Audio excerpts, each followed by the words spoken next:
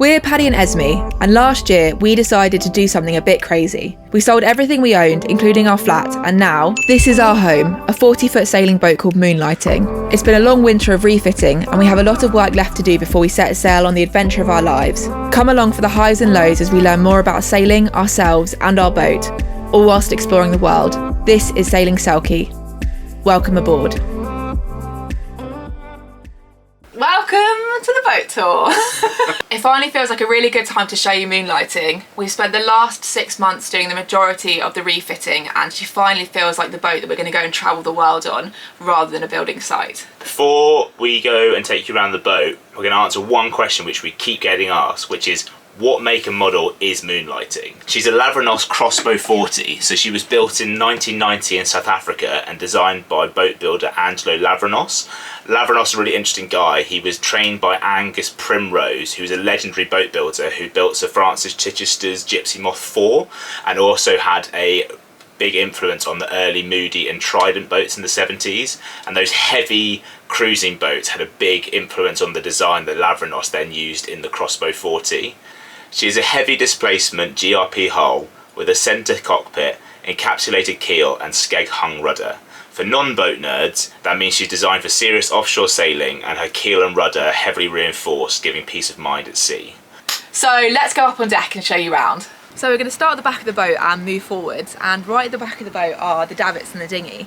So the davits are great because it means that we don't have to store the dinghy on the foredeck or deflate it whilst we're on passage. That's great because it means we can use the dinghy at short notice and we don't have to blow it up, which is a really long and tiring job.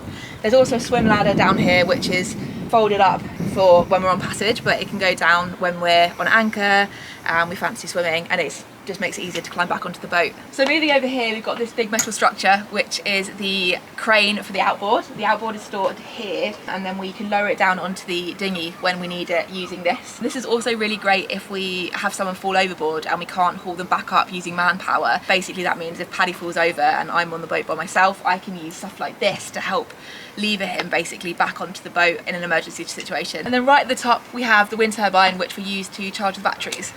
This structure, which has the solar panel attached to it, is the radar arc, and it has our AIS, our GPS and our 4G antenna attached to it. So we've got our AIS up here, our GPS here, and we've got a 4G there and also a 4G router here. We're currently testing two, which is why we've got both. We also have the solar panel up here as well, which is 300 watts, and that helps charge the batteries. And it's also got kind of a nice little storage place for our fishing gear and cleaning supplies. So one of my favourite features about this boat is it doesn't have any locker storage down into the cabins. So that basically means we have loads more space downstairs, and we have all of our locker storage up on deck, like in these containers. So we've got extra ropes and cleaning supplies back here. We've got our gas canister for our gas hob in here, and this has other ropes that we might need in here, and it'll also have our grab bag for an emergency situation too. We also have enough space back here to store our surfboards and our bikes. So moving forward, we've got our cockpit. So this is the helm, and we've got great helming position here. I can see just below the spray hood and just above it as well. We've got the engine controls there, the throttle there, and the auto helm over here. We're hoping to get a cockpit enclosure made for it, which is quite a big part of our budget before we head off on our trip. But at the moment the spray hood does a good enough job. We've got two companionways, one which goes forwards and one which goes back into our cabin. The hatches are a bit sad on them, but one of Paddy's jobs is to restore those, so hopefully they'll be looking brand spanking new by the time we set off. So over here we've got our navigation instruments. There are GPS, our depth gauge and our log, which is our speed through the water. We've also got our old-fashioned compass on the helm here as well. We've got our table which folds away really nicely, and we can use it for working on deck or lunch, whatever takes your fancy. We've got all of our shoe storage over here just while we're in the marina. That's definitely going to be better packed away when we're on passage. And we've also got our mains hookup behind these shoes. So I'm going to take you forward and show you what's on the foredeck. The first thing to note is down here, these are our jack stays which we clip onto with the harnesses to keep us safe when we're out at sea. On the foredeck here we've got a number of hatches. Sadly some of them are a little bit leaky at the moment, so that's one job on the list to stop us from getting dripped on down below. If you want to come forward here, You can see we've got another solar panel. I'm actually planning to take it off and put the life raft cradle there and have a more flexible setup that I can take out and deploy when we need it. So at the mast here, we've got these brilliant granny bars, which are great to like lock in and be really safe and stable whilst you're working at the mast. All the lines on this boat come to the mast, so we've got the reefing lines and all the halyards here. So when you're reefing, putting up and down any sails, it's all done from here. The benefits of that is it's a much simpler, lower friction system, whereas some people like to run all these lines to the cockpit, which can be great because it means you're less likely to come up here, you know, less likely to have any problems on deck in bad weather. But from my experience, something's likely to snag anyway, so you end up coming out anyway. So it's just kind of easier, less go wrong if it's all up here. And once you're locked in into the granny bars and clipped on, it's pretty safe up here. Up at the bow here, we've got the anchor windlass here and the controls for that here.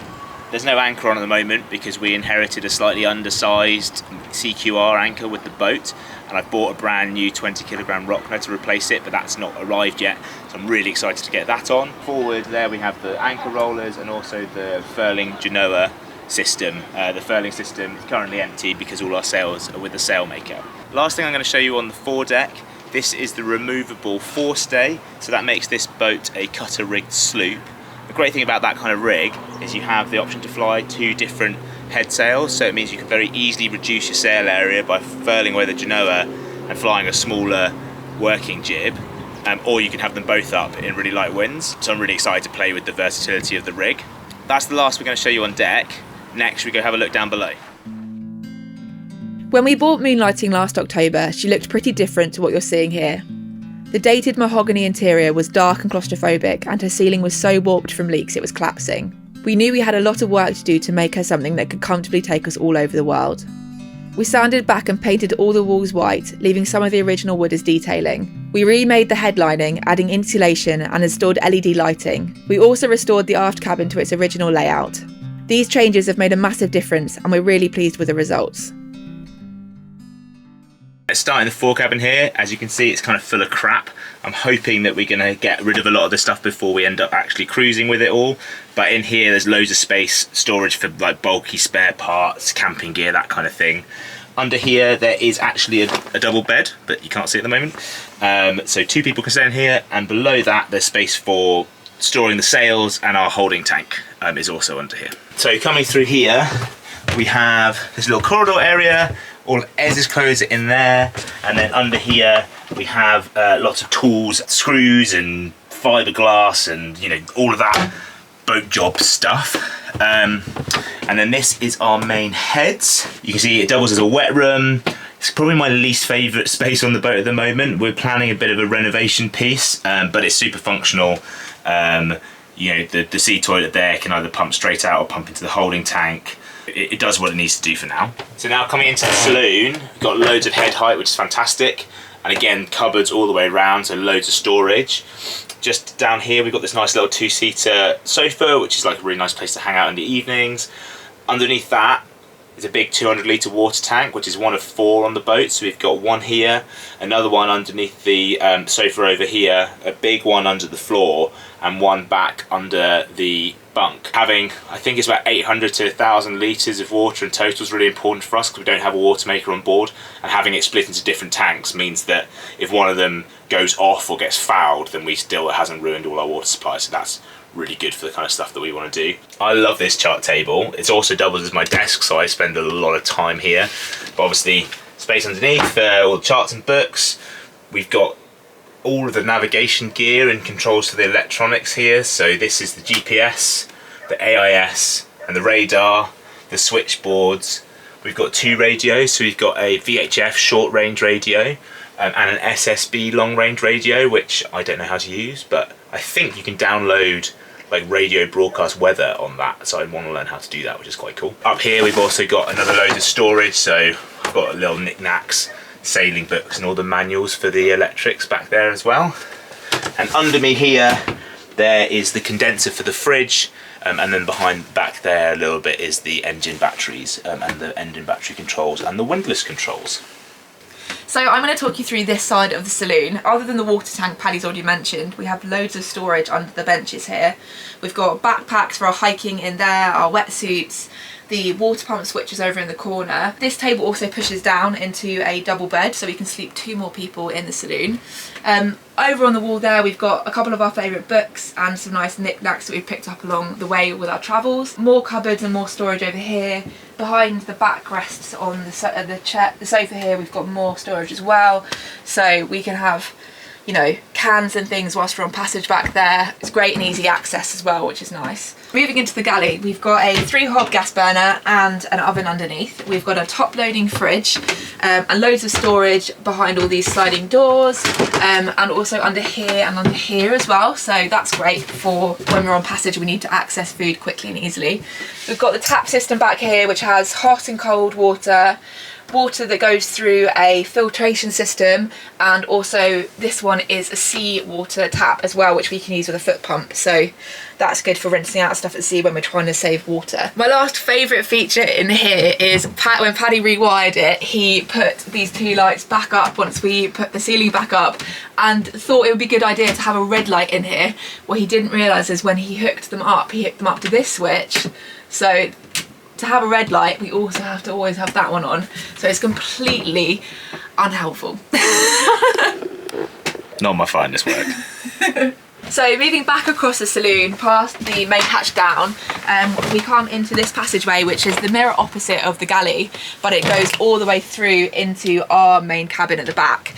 These bunks are great for sleeping when we're at sea. We can sleep 2 more people in here, and there's also great access to the engine. And this is our engine. So it's a 57 horsepower Volvo Penta MD22L. I think it was rebuilt in 2011 and has done about 1,000 hours since, so it needs a little bit of love. You can see it probably do with a bit of paint, and there's a few bits I want to fix up before we do loads of miles, but really solid, simple, reliable engine. Got an automatic fire extinguisher in here, 2 tanks, so you can split the fuel and manage your fuel that way. And then this up here, which you probably can't quite see, is the hot water tank, which runs off the back burner heat exchanger on the back of the engine. I'll take you through the last little bits back here. So we're right at the back of the boat again in the aft cabin. So this is our main sleeping area. As you can see, it's a little bit pokey for me, and that's because the floor is kind of rising up as we get towards the back of the boat. I keep all of my clothes in this cupboard here, and then we've also got storage all the way down here, which really helpfully has the heating pipe, the main heater duct running through it, so they stay really warm and dry, and so we keep towels and bedding in there that we don't want to get damp. So a little bit further back here in these cupboards, we fitted our Webasto 4 kilowatt heater system. So this is a diesel heater, keeps the boat really nice and toasty, very welcome addition for over this winter. As you can see, because it's recently fitted, I haven't finished tidying up all the cables and mounting the control unit, but so I need to get around to that. Also, we have a battery monitor which I've recently fitted. I'm going to mount these with the controller unit up here. This is our nice big bedside table, which has our projector. So we've got a home cinema setup up there, which is fantastic. And we've got shore power plugs coming in here, so we can charge all our phones and everything whilst we're on shore power. If I turn around, obviously our bed.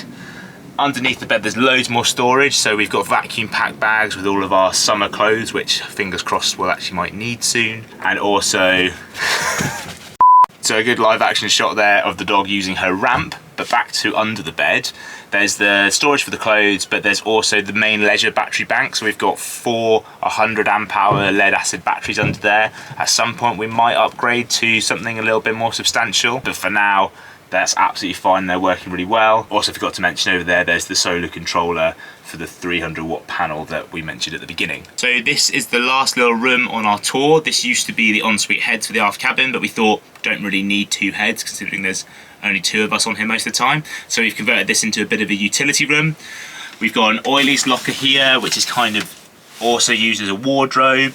We've got this heated towel rail, which is fantastic. It really helps us dry out our washing over the wintry months. Well, I'm sitting where the loo used to be, and now this is going to become another storage locker and a seat, and I'm hoping that we can put some kind of fold out bikes underneath. That's my dream. We've got our life jackets all hanging up in here, and around the corner we've got this brilliant little 12 volt washing machine and spinner, which is really great to keep our laundrette bill down. Behind me here, some more storage. and our consumer unit for the shore power's in there, and I'm also planning on fitting a 3000 watt inverter so we can run all the plugs off the batteries whilst we're away. So that's the end of the tour. We're going to head back next door now and do a bit of a Q&A of the questions that we get asked a lot online. So to finish off the boat tour video, we wanted to answer some of the biggest questions we've been asked. I've got a couple of them written down, so I'm going to go through them and we're going to answer them to the best of our abilities. So the first one is, tenders. Do we have one? How big is it? And what other water sports toys do we have? You're probably good to answer this one. Well, yes, we do. It is about, I think it's 3.2 metres, and it's like an aluminium floor with inflatable. It's great. It's a lot bigger than the little tenders that I'm used to rowing around in, so I'm excited to get that out. It does need some love, as Ez mentioned earlier. Other water sport toys, we've got 3 surfboards on deck, and fishing gear. Some fishing gear. Yeah. Snorkeling gear. Snorkeling gear. We're saying, when I say snorkeling gear, I mean like what you buy when you go on a beach holiday. Yeah. It's more to clean the side of the boat when it's nice weather. Yeah, we're not quite like spear fishing yet, but maybe one day. Maybe. I'd love to get a paddleboard. I think that's kind of up there for me, especially one that my dad has, one that you can like kayak. You sit down, you kayak on it, which we used last summer and we loved it. So maybe, paddleboard. Question number 2. What's the worst weather conditions we've ever been in? It's funny, this one, because like the worst conditions I think we've probably been in, it's probably like a 4-6 or something with the wind building. So like not crazy, but like quite relatively strong wind. Yeah, Paddy's pretty good at checking the weather before we head out, and we have the luxury of choosing when we go sailing. Yeah. We're not kind of doing long enough passages that we're getting caught out. But there is a thing about like, if you're learning, then stuff that's not actually that bad can be really scary. So we had this one time, which was like the first time we'd stayed on anchor, and we didn't have signal in this lovely little bay, and the wind came round a little bit further than I was expecting, so it was pushing the swell in the morning, and I was really worried about like getting pushed onto the rocks and dragging the anchor. So we scooted out, and there was this building wind, and we'd come out much earlier than I was planning, and I hadn't thought about it, and we came out into like a really strong wind over tide round this headland, so we were getting shot round this headland into really big overfalls, and that felt really scary. Yeah, they were really big waves, like the biggest waves I've seen at that point of my sailing kind of career. It's not a career really, is it? But they were scary, and we decided to try and turn around in them because we didn't realise you're supposed to just sail through them. Yeah. So they were breaking over the side of the boat, and it was quite a hairy situation. And that's the thing, is that didn't actually need to be a particularly hair-raising situation. It was just inexperience and a couple of errors, and then not having enough summers on your back to know what to do at that point. So nowadays probably wouldn't faze us, but back then that felt really scary. Question number 3 with our special guest Peggy. Your watershed moments of living on board. Oh, it's a difficult one, isn't it? I think that moment where we actually said goodbye to the flat and, moved on fully is probably quite a big one. Yeah, for sure. Yeah, in the middle of winter, handing over the keys to your flat and kind of moving onto a boat with no heating is a pretty big moment. There's no going back at that point. Definitely not. And then I guess the other one's probably actually sailing the boat round last October from Plymouth. That was amazing. We only had a really small weather window, but we were so lucky with the kind of the conditions that we had, and we saw dolphins, and we did our first overnight passage, and it was pretty epic to kind of have our first introduction to moonlighting be so amazing. Yeah, such a great trip, and we were really lucky. Yeah. With the weather that we got, but yeah, it felt like a real adventure.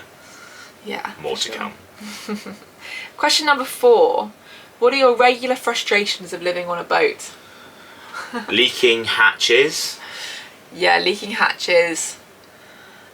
You banging your head. You bang your head all the time. Oh my god, I bang my head so fucking much.